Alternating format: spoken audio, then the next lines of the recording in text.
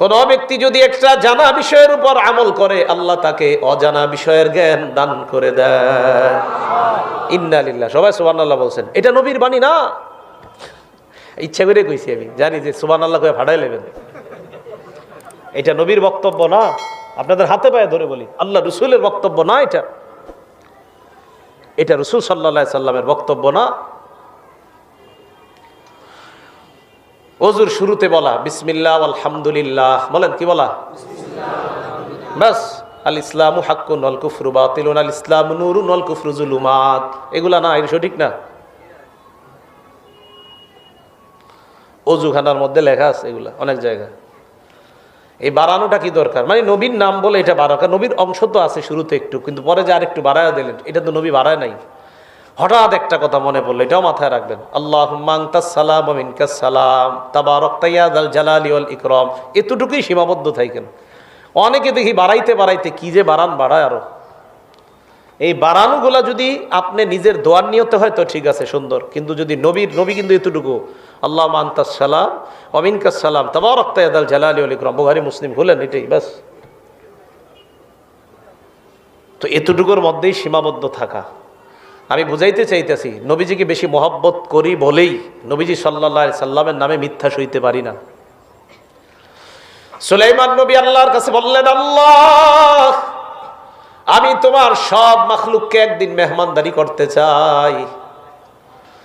সুলাইমান নবীকে আল্লাহ পারমিশন দিছে, দেওয়ার পর জিনের মাধ্যমে, বিভিন্ন শক্তিশালী প্রাণীর মাধ্যমে খানা জমা করলেন। করার পর প্রাণীদেরকে এবার আল্লাহর কাছে বললেন, আল্লাহ প্রাণী পাঠান খাওয়ার জন্য। বিশাল বড় এক প্রাণী আইসা এক লোকমায় সব খায় ফেলছে। কি করে ফেলছে? খাওয়ার পরে ওই প্রাণী কয়, ওই সুলাইমান নবী খানা কই, আর আমার তো পেট ভরে না। কয় মানে কি? আমার আল্লাহ তো আমারে ডেলি যা দরকার আমাকে তা খাওয়ায়। সুবহানাল্লাহ। হ্যাঁ, না আমি না সুবহানাল্লাহ না, এটা মিথ্যা কথা। এই যে বর্ণনাটি বললাম, এটি বানানো গল্প। বলেন কি গল্প? এই গল্পের কোনো ভিত্তি নেই, এই গল্পের কোনো ভিত্তি নেই, কোনো ভিত্তি নেই।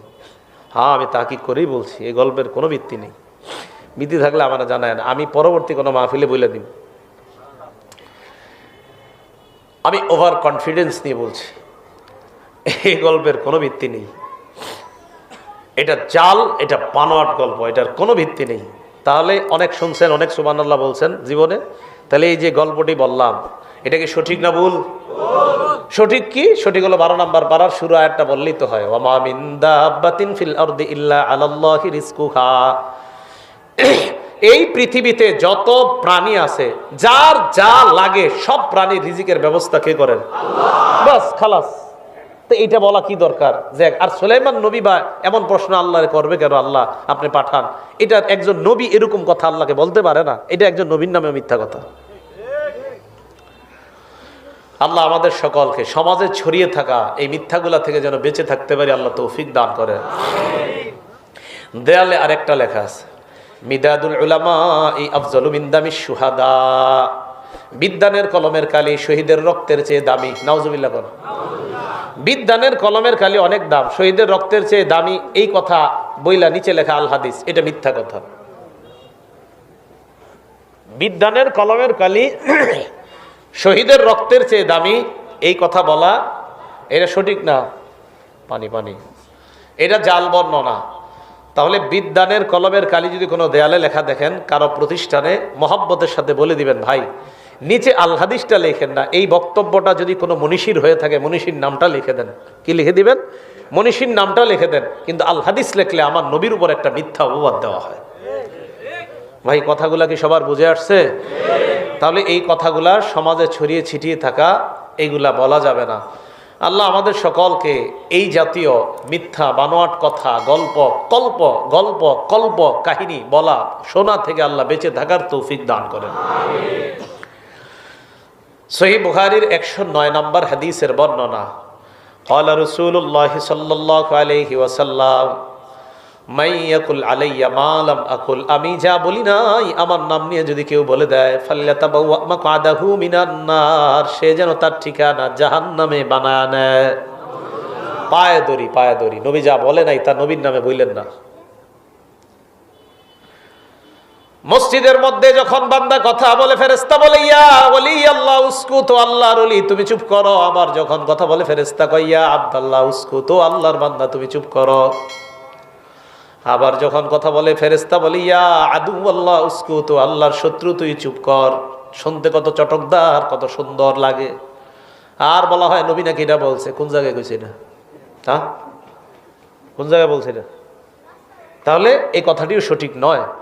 কেউ যদি কোথাও বলে মহব্বতের সাথে মায়া করে এক কাপ চা পান করায় বলবেন ভাই যে বর্ণনাটি আপনি বলেছেন এটা সঠিক না, এটা আর বলবেন না, এটা আমার নবীর নামে চালিয়ে দিবেন না। মনে থাকবে তো ইনশাল্লাহ? তাহলে আজকে আমাদের মূল শিক্ষা হলো ভালোবাসা, মহব্বত। এই মহব্বতে আমরা সব করব, যে মহব্বতের সাথে আমরা বুঝিয়ে দিব। আল্লাহ তৌফিক দান করেন। তাহলে এই যে একটা কথা বললাম, এটা একটা বানোয়াট কথা, এই কথার কোনো ভিত্তি নাই। আল্লাহ এই ভিত্তিহীন কথা থেকে বেঁচে থাকার তৌফিক দান করেন। বিসমিল্লাহ রাখেন। আল্লাহুম্মা লাকাল হামদু ওয়া শুকর। উহুদের ময়দানে আল্লাহ নবী দান্দান মুবারক শহীদ হয়েছে। নবীজির শরীর থেকে রক্ত ঝরেছে উহুদের ময়দানে। এই কথা শুই না উয়াইস আল কারনি নামক এক ব্যক্তি তার একটা দাঁত ভাঙছে। ভাঙার পর চিন্তা করে নবী কোন দাঁতটা ভাঙছে, আর একটা দাঁত ভাঙছে। চিন্তা করে আমার নবী এত মোহাব্বতের, চিন্তা করে কোন দাঁতটা ভাঙছে আর একটা ভাঙছে। ওই জামানায় তো মোবাইল নাই, ভাঙতে ভাঙতে সব ভেঙে ফেলছে। আহারে নবীর কি পরিমাণ মোহাব্বত। ঠিক না? কি হ্যাঁ, এখন বুঝা ফেলতেছে মাশাআল্লাহ সবাই। এই তো আমি চাইতেছি আপনাদের এই মানসিকতা তৈরি হোক। এটা একটা মিথ্যা ঘটনা। হ্যাঁ, মিথ্যা কথা। ওয়াইস কুরনি যদি দাঁত ভাঙ্গা সঠিক হয়, তাহলে মুহররমের 10 তারিখে হুসাইন রাদিয়াল্লাহু তাআলা আনহুর কেন্দ্র করে যারা মাতম করে শরীর রক্তাক্ত করে, তো এটাও তো জায়েজ হয়ে যাবে। ঠিক না? এটাও তো জায়েজ হয়ে যাবে। নাউজুবিল্লাহ। অথচ চিন্তা করছেন? তাহলে ওয়াইস আল কর্নির এই ঘটনা শুনে আপনারা অনেক কাঁদছেন, বিভিন্ন মাদ্রাসার জন্য 50-1 লক্ষ টাকাও দিয়েছেন কাইন্দা। কিন্তু আমি যে এতক্ষণ শুদ্ধ শুদ্ধ অনেকগুলো কথা বলছি, আমি যদি বলি মাদ্রাসাটার জন্য 5,000 টাকা দেন, দিবেন না। কারণ আমি তো শুদ্ধ কথা বলছি। আর আমাদের পাবলিকও এমন, শয়তান অশুদ্ধ কথায় চোখের পানি আনায় 1 লাখ। হ্যাঁ, তাহলে ওয়াইস আল কর্নির নামে যে উনি যে দাঁত ভাঙার ঘটনাটা বলেন, এটা কি সঠিক না ভুল? এই বিষয়টা অন্যকে আমরা কি রাগ করে বুঝাবো না মহব্বতের সাথে? যে এই ঘটনাটা কি নয়, সঠিক নয়। আল্লাহ নবী যখন ওয়াইস আল কর্নির কথা শুনলেন, শোনার পর আল্লাহ নবী খুশি হইয়া আলী আর উমরের মাধ্যমে জুব্বা পাঠায় দিস। নাউজুবিল্লাহ বলেন। এটাও মিথ্যা কথা। কি কথা? মিথ্যা কথা। নবী জুব্বা পাঠাই দিছে, খিরকা পাঠাই দিছে, এটাও মিথ্যা কথা। তাহলে এই মিথ্যা বর্ণনা যে ওয়াইস আল কর্নির জন্য নবী জুব্বা পাঠাইছে, আর ওয়াইস আল কর্নি নবীর কথা শুই না দাঁত ভেঙে ফেলছে, এই কথাগুলো কি সঠিক না ভুল? তাহলে এই ভুল কথাগুলো থেকে আমরা বেঁচে থাকতে হবে।